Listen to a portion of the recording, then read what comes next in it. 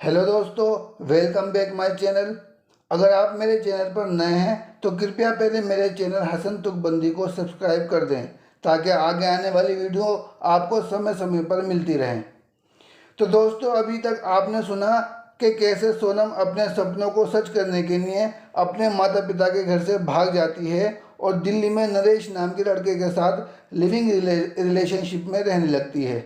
जब इसकी खबर उसके गांव वालों को लगती है तो गांव के लोग सोनम के माता पिता को ताने मारने लगते हैं। कुछ गुंडे उसकी छोटी बहन को भी परेशान करते हैं। जब सोनम के माता पिता सोनम को नरेश से शादी के लिए कहते हैं तो नरेश 2.5-3 साल का समय मांगता है।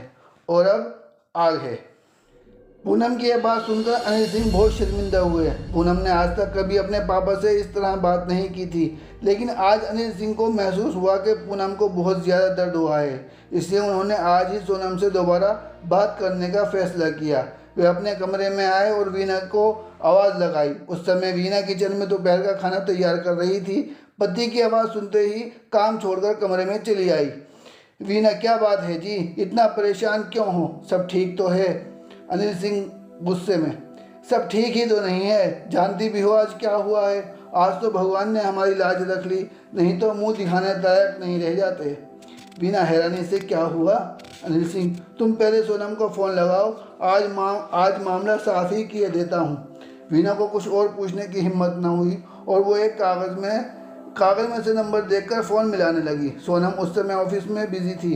अपने घर का नंबर देखकर उसके दिल की धड़कनें तेज़ हो गई। वे घबरा गई कि मम्मी मुझसे फिर से शादी के लिए कहेंगी। इसलिए सोनम ने फ़ोन नहीं उठाया और फ़ोन की बेल बजकर बंद हो गई। सोनम ने सोचा कि शायद अब फ़ोन नहीं आए, लेकिन बेल बजनी दोबारा शुरू हो गई और सोनम ने ना चाहते हुए भी फ़ोन उठा लिया और बोली, मम्मी नमस्ते।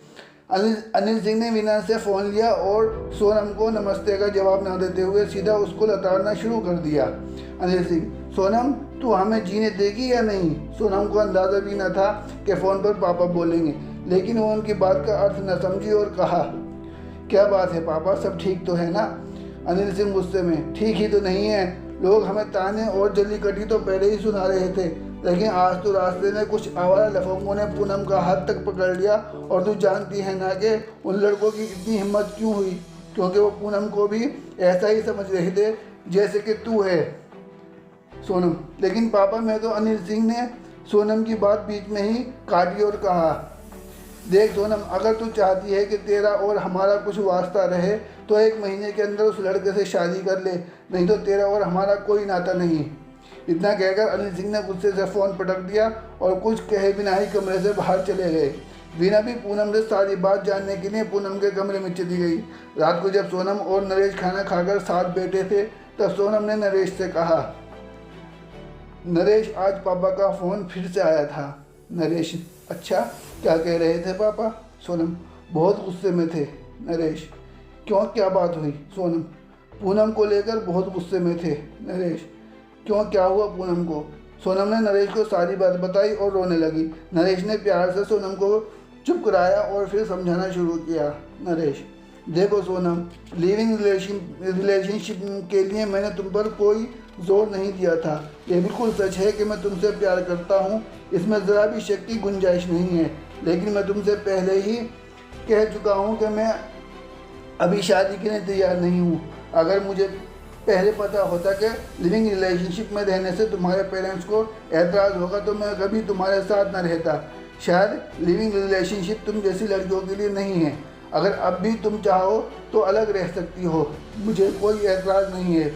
मैं अलग रहकर भी तुमसे इतना ही प्यार करता रहूँगा जितना अब करता हूँ।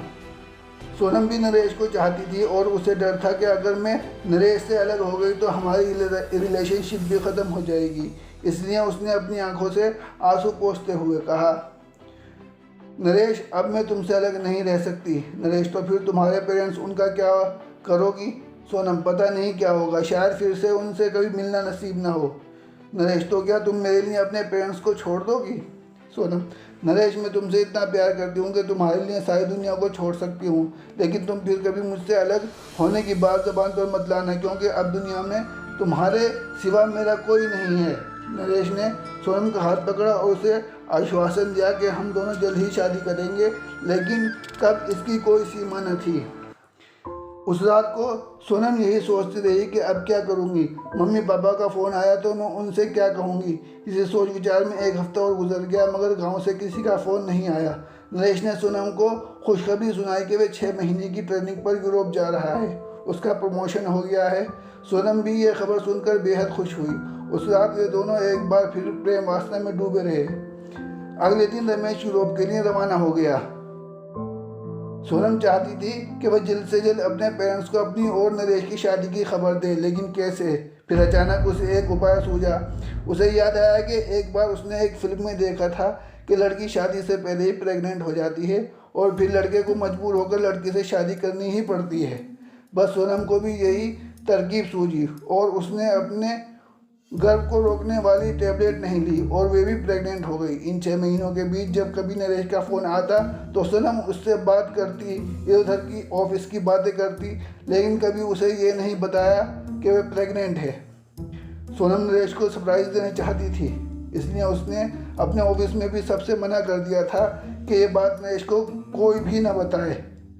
वे सोच रही थी कि जब नरेश को पता चलेगा वे बाप बनने वाला है तो वे खुशी से झूम उठेगा और शादी के लिए तैयार हो जाएगा। फिर मैं मम्मी और पापा को अपनी शादी की खबर दूंगी। कितने खुश होंगे वे लोग। फिर उनको मेरी वजह से शर्मिंदगी नहीं उठानी पड़ेगी। मैं अपना और अपने बच्चे का खर्चा खुद ही उठाऊंगी। नरेश से कह दूंगी कि तुम्हें हमारी फिक्र करने की ज़रूरत नहीं, तुम अपने बिजनेस के लिए सेविंग करो। और जब नरेश अपना बिजनेस करने के लिए जॉब छोड़ देगा तो मैं जॉब करती रहूँगी ताकि वे घर के खर्चे से आज़ाद रहे। मैं नरेश से कह दूँगी कि तुम बस अपने बिजनेस पर ध्यान दो, लेकिन जब मैं भी ऑफिस जाऊँगी तो बच्चे को कौन संभालेगा। कोई बात नहीं, हम एक मेड रख लेंगे जो बच्चों का पूरा ध्यान रखेगी। मैं नरेश को दिखा दूँगी कि मैं उसके रास्ते में किसी तरह की रुकावट नहीं बनी हुई हूँ। सोनम इसी तरह के ख्याल से घिरी रहती। उसे पूरा विश्वास था कि जब सब बातें नरेश से कहूँगी तो नरेश को शादी से कोई एतराज़ नहीं होगा, बल्कि वह तो खुशी खुशी मेरी ये सारी बातें सर झुकाकर मान लेगा। सोनम इन्हीं सब विचारों के साथ नरेश का इंतज़ार करने लगी। आखिर वह दिन भी आ गया जब 6 महीने की ट्रेनिंग पूरी करके नरेश दिल्ली से लौटा। बाकी आगे।